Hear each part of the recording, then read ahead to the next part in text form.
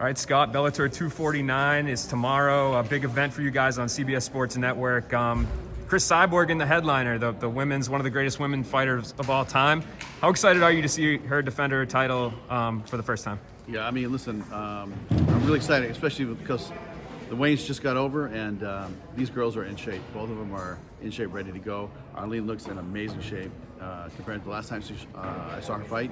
So I think it's going to be an amazing fight, and she's going to bring it. Arlene's going to bring it. She's going to test Cyborg, and Cyborg is going to throw some bombs. I mean, I'm really looking forward to a great fight.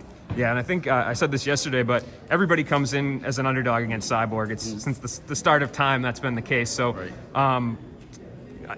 For people out there that maybe aren't as familiar with Arlene, or they're like, oh, Cyborg's fighting a big underdog again, can you kind of just talk to me about her and why you like this matchup against Cyborg? Well, I mean, Arlene is, has a boxing background, and I think that, Cyborg's strength, obviously, well, she's got a lot of strengths, but, punching power and kicking power and putting the combinations together is, to me, one of the most exciting things that she does. So I think Arlene, can she weather that storm? I mean, that's the test, right? But you're talking about, honestly, Cyborg, the greatest female fighter in the history of MMA. I mean, she to me is the GOAT, and she's deserved it. If you look at her body of work, it's the accomplishments she's had since 2006, 7, 8, 9. I mean, she's like the Mike Tyson of MMA for females. I mean, that's really what it comes down to. So, in the co-main event, you have Patricio Pitbull back. Is it nice to get the Pitbull Brothers back in the mix? I mean, their teammate Leandro Higo also on the card. You're starting to finally be able to get some of these international fighters to fight in the U.S. That's one of the things we're really thankful for is there was a travel ban here that lasted for months and months. We couldn't get any of the athletes here, so it was a problem. But now that has opened up, and there's good communication between us and the government and the Washington D.C. So we're able to get our athletes in. Still some hiccups, even when we were going to Europe. There's still some hiccups, but it's something that we've worked through and still be able to produce the fights in Europe.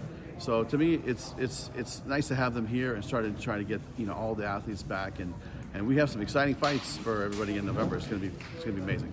So along those same lines, Patricio's brother, Patricio, there's been some reports, one of which was by us, that he'll be back in the featherweight Grand Prix defending his title in mid-November. Is that kind of the plan? Can you confirm that that's what Bellator's plans are? Yeah, we have some really exciting events to announce, and I think that we'll probably wait till after this fight to announce that, or we might announce it later this week. But we're going to get that tournament started. Let's just put it that way, because it's time. These guys have been waiting since March. We were here actually, and then we had to, postpone the event. So it's ironic that it's right back here, 6-8 months later, whatever it was, and we're going to get this ball rolling. We're going to get this tournament back started and get these guys fighting, all of them. And you talk about, the pandemic and everything that's gone on in the world recently. A couple of states now are allowing MMA events to happen with fans. Texas is one of them, Florida. Has there been any thought for you to start venturing into that with having done it in Europe, or are you guys pretty comfortable with waiting until things calm down here? That's a good question. That's something I'll have to reach out to Vicom and the COVID task force to see how they feel about us moving, because right now this is like a very isolated bubble, right? And the bubble is effective, and the amount of positive tests we've had here has been very low compared to, I think we've done over close to 3,000 tests now, because we tested multiple times. So we've had over 3,000 tests, and had a couple people, maybe 3 or 4 people in over those 2,000 tests. So to me, I think that the isolation is something that I think they really like. But if we start traveling, then that makes it a whole different scenario, because now you're out in the general public, and so I'll have to talk to them and see what their thoughts on. But listen, going to Paris, being the very first major show there, having 1,000 people, even though it was only 1,000 people, it was great, because the fan interaction, the cheers, and the when there was good action, they would roar up. And my friends that were watching on TV said, "Oh, I thought you guys were piping in sound noise, like the NFL or NBA." But then I realized there's people there, and I said, "Yeah, there's 1,000 people here," and they made a lot of noise for a small group. And really, it's the first time in my life that I look back and said, this is great. This is really appreciated. This is something that, that needs to be back as soon as possible. But health and safety first, and, we'll see how that goes. Yeah, we certainly miss the fans. And can you just talk about maybe what the outlook is for the rest of this year? You said there's going to be some more events. You guys are going to announce specifics, but the plan to pretty much hold frequent events at Mohegan through the rest of the year? Yes, and it's, we have the great fight, tomorrow night with Cyborg and Arlene. And then October 29th is the Gegard Mousasi fight against Douglas Lima. That's going to be a barn burner. That's something I'm really looking forward to. That's going to be a legit fight. And, it's going to be, can the guy at 170 move up and beat a heavier, can Douglas handle the weight of Gegard and handle his strength and his power? And I feel like, he has the body frame to do that, When Rory went up there, Rory was a much smaller, physique than Douglas Lima. Douglas is a guy that cuts down from 205 pounds to get down to 170 to fight.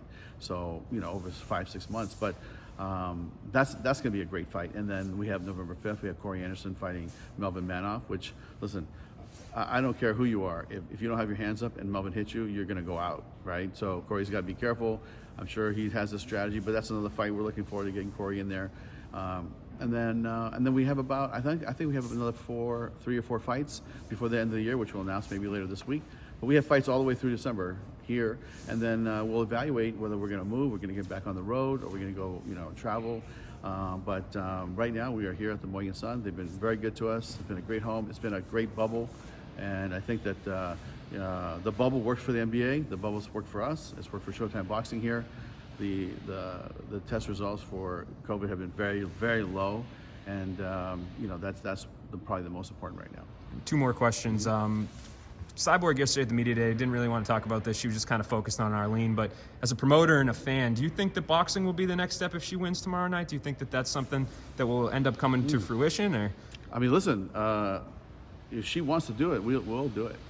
So that's gonna be up to her, honestly. So let's see how she does and see how she feels after, this event tomorrow night.